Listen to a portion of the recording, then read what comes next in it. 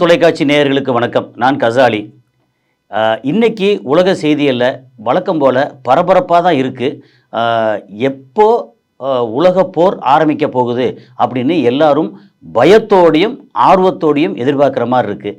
ஏன் ஆர்வத்தோடு அப்படின்னு சொன்னோம்னா, இந்த மாதிரி USS Abraham Lincoln and Theodore Roosevelt, அது போக இந்த மாதிரி பிரின்ஸ் ஆஃப் வேல்ஸ், இந்த ஹெச்எம்எஸ் பிரின்ஸ் ஆஃப் வேல்ஸ் அப்படின்னு இந்த கப்பல்கள்லாம் வர்றது, அப்புறம் F-35லேருந்து இதுலேருந்து KC-135 அப்படின்னு ஜோர்டானில் அவங்களுடைய இதில் ஏர்பேஸில் எக்கச்சக்கமாக அமெரிக்கா தங்களோட இதை இராணுவத்தையும் அது போக ஏர் டிஃபென்ஸ் சிஸ்டம் மற்றபடி அந்த ஃபியூலிங் சிஸ்டம் KC-135 அப்படின்னு குமிச்சிக்கிட்டு இருக்காங்க.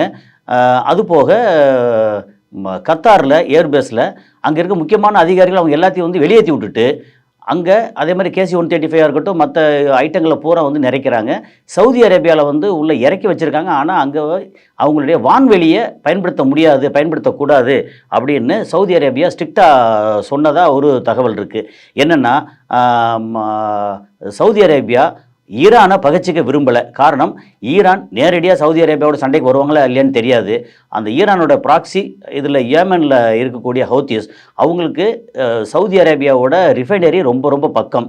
ஏதாவது ஒன்று பிரச்சனைனா ஒரு 4 ராக்கெட்டை அனுப்பிச்சி விட்டாங்கன்னா சவுதியோட மொத்த வளமும் மொத்த வருமானமும் கொலாப்ஸ் ஆயிரும். அப்படிங்கிறனால அவங்க கொஞ்சம் பயந்து போயிருக்காங்க. ஈரானோட கை குலுக்க தயாராக இருக்காங்க.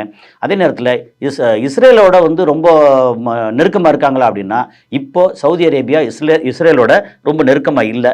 ஆனால் அதே இஸ்ரேலோட பக்கத்தில் இருக்கிற ஒரு நாடு ரொம்ப நெருக்கமாக இருக்குது. அது எதுனா யுனைடெட் அரப் எமிரேட்ஸ். அது அபுதாபியை தலைநகராக கொண்ட துபாய் ஒரு முக்கியமான நகரமாக இருக்கக்கூடிய அல்லது அமீரகமாக இருக்கக்கூடிய, அதோடு சேர்ந்து Sharjah, Ajman, Umm al Quwain, Ras al Khaimah and Fujairah அப்படின்னு மொத்தம் 7 அமீரகங்களை எமிரேட்ஸை இணைச்ச ஒரு கண்ட்ரி யுனைடெட் அரப் எமிரேட்ஸ்.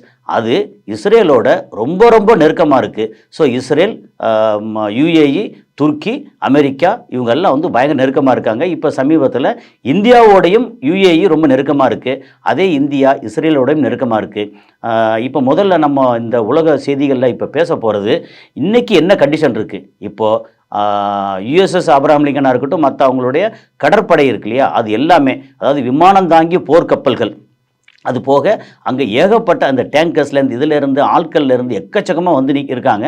அது வந்துக்கிட்டு இருக்கும்போது இங்கே ஈரானுக்கு பக்கத்தில் வரும்போது அவரோட சிக்னல்ஸ் பூரா ஆஃப் பண்ணி டார்க் மோடுக்கு போயிடுச்சு.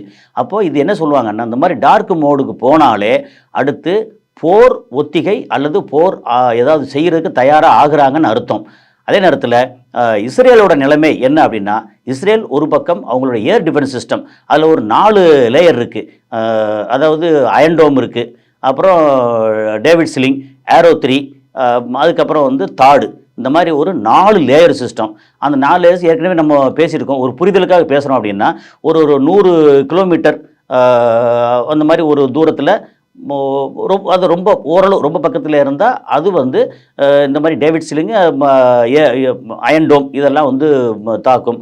அதுவும் இல்லாமல் ஒரு ஓரளவு அதுக்கு மேலே உள்ள லெவலில் ஏரோ 3, அப்புறம் ரொம்ப ரொம்ப மேலே ரொம்ப தூரத்தில், அதாவது கிட்டத்தட்ட ஒரு 1000 கிலோமீட்டர்னு சொல்கிறாங்க.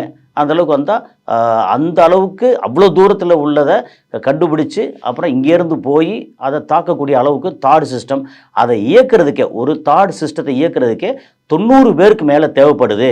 அப்படின்னா அது ஒரு மிக வலிமையான ஒரு மிகப்பெரிய ஏர் டிஃபென்ஸ் சிஸ்டம். அதாவது எதிர்த்து தாக்கக்கூடிய அங்கே மேலேருந்து எந்த நாடு எப்பேற்பட்ட ஒரு மிசைலை ஏவுனா கூட அதை எதிர்த்து தாக்கக்கூடிய ஒரு வலிமையான சிஸ்டம் தாட் அப்படின்னு சொல்கிறாங்க. ஆனால் போன 2025 ஜூனில் தாட் சிஸ்டம் இங்கே இதில் இஸ்ரேல் இருந்தது. ஆனால் அந்த தாட் சிஸ்டம் ஈரானோட ஃபத்தா அண்டு அது குரம்ஷாக நினைக்கிறேன், ஃபத்தா அந்த ஏவுகணையில் ஃபெயிலியர் ஆயிடுச்சு அப்படின்னு வேற ஒரு தகவல் வந்தது.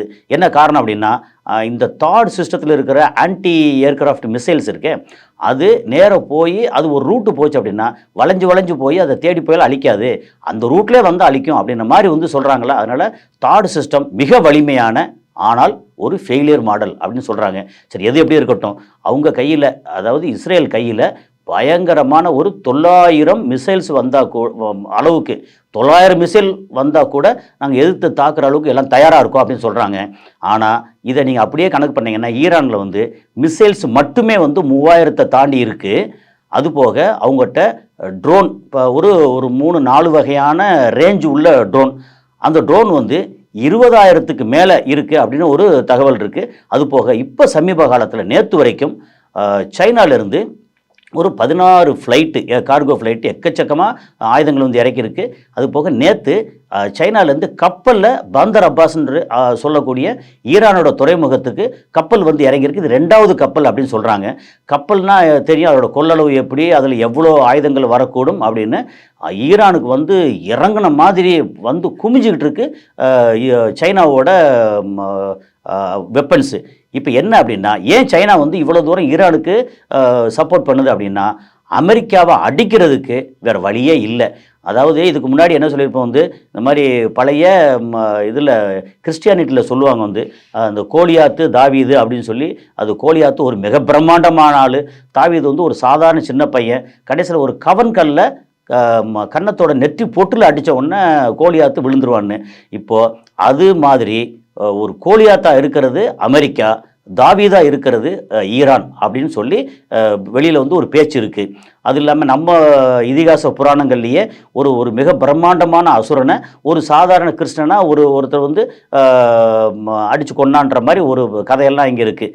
கதை அல்லது அது வந்து ஒரு என்ன சொல்ல புராணம் அதில் இருக்குது. அப்போது அந்த மாதிரி ஒரு மிகப்பெரிய அசுரன் அமெரிக்கா, அவன் எதிர்த்து வீழ்த்தக்கூடிய ஒரு சக்தியாக இப்போதைக்கு இருக்கக்கூடியது ஈரான் தனிப்பட்ட முறையில் வந்து வீழ்த்துமா அப்படின்னா தெரியாது. ஏன்னா ஈரானில் அங்கே வந்து மக்கள் புரட்சின்னு சொல்லி நிறைய பண்ணாங்க. அதாவது அமெரிக்காவோட இது அப்படின்னா, முதல்ல ஏதாவது ஆசை வார்த்தை காமிப்பாங்க.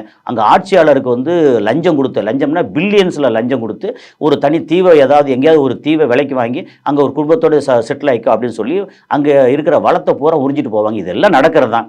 இதுக்கு அப்புறமும் அங்கே யாரும் வந்து அதுக்கு மசியலை அப்படின்னா என்ன, இப்போ வந்து இருக்கிற கமேனி இருக்கார், அவர் வந்து ஒரு இஸ்லாமிக் ஸ்டைலில் ஆட்சி பண்ணக்கூடிய ஆள். கிட்டத்தட்ட 40 வருஷத்தை தாண்டி அங்கே அந்த ரூல் நடந்துக்கிட்டு இருக்குது. ஐ திங்க் 79 வந்து ஷா பஹ்லவி போனதுக்கப்புறம் 2-3 வருஷம் வேறு ஒருத்தர், அதுக்கப்புறம் இவங்க வந்து சேர்ந்தாங்கன்னா இப்போ வரைக்கும் 40 வருஷத்தை தாண்டி இவங்க வந்து ரூல் இருக்கா, அமெரிக்காவுக்கு எதிராகவே இருக்காங்க. என்ன சொன்னாலும் மசிகிறது இல்லை. அப்போ என்ன, உள்நாட்டு கலவரத்தை தூண்டி பார்த்தாங்க, இஸ்ரேலை வச்சு அடித்து பார்த்தாங்க. இதுக்கு முதல்ல ஆரம்ப காலத்தில் 80களில் என்ன பண்ணாங்கன்னா, பக்கத்தில் இருக்கக்கூடிய சதாம் ஹுசேன் அப்படின்ற ஒரு கிட்டத்தட்ட சொல்லப்போனால் எட்டப்பன் தான் சதாம் ஹுசேன், அப்படி வீரன் சொல்லி கொண்டாடுறதுல அர்த்தமே இல்லை. சதாம் ஹுசேனுக்கு ஆயுதங்களையும் நல்ல வசதியும் கொடுத்து ஈரானோட சண்டை போட வச்சாங்க. சண்டை போட்டு முடிச்சதுக்கப்புறம் சதாம் ஹுசேனை போட்டு தள்ளிட்டாங்க. அந்த மாதிரி எல்லா வகையிலும் மிரட்டி அடித்து பார்க்குறாங்க. எல்லாத்தையும் தாண்டி இன்னைக்கும் ஒரு விஸ்வரூபம் எடுத்து நிற்கக்கூடிய ஒரு நாடு அப்படின்னா ஈரானை நம்ம வந்து தூக்கிலாம் கொண்டாடலை.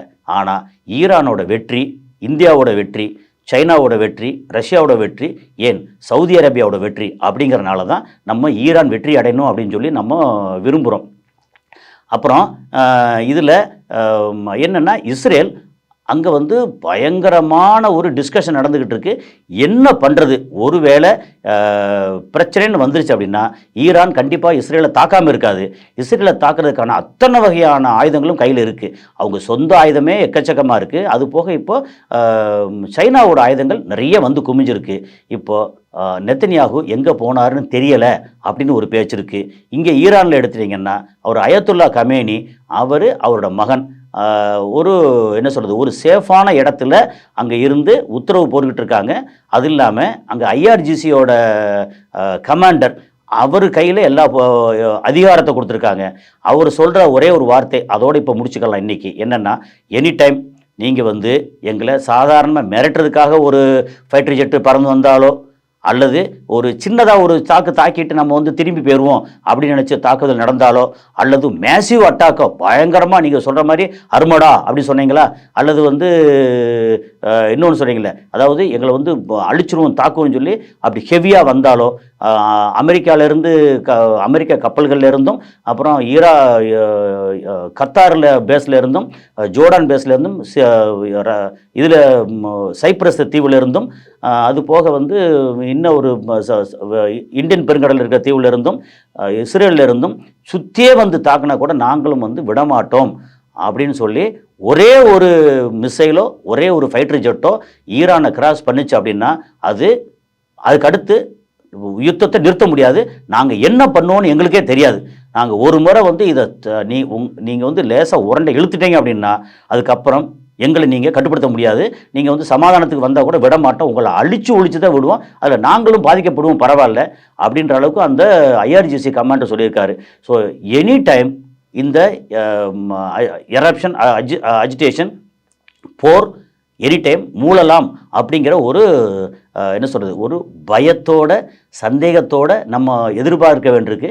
என்ன நடக்குதுன்னு அடுத்தடுத்த அப்டேட்டில் பார்ப்போம். நன்றி.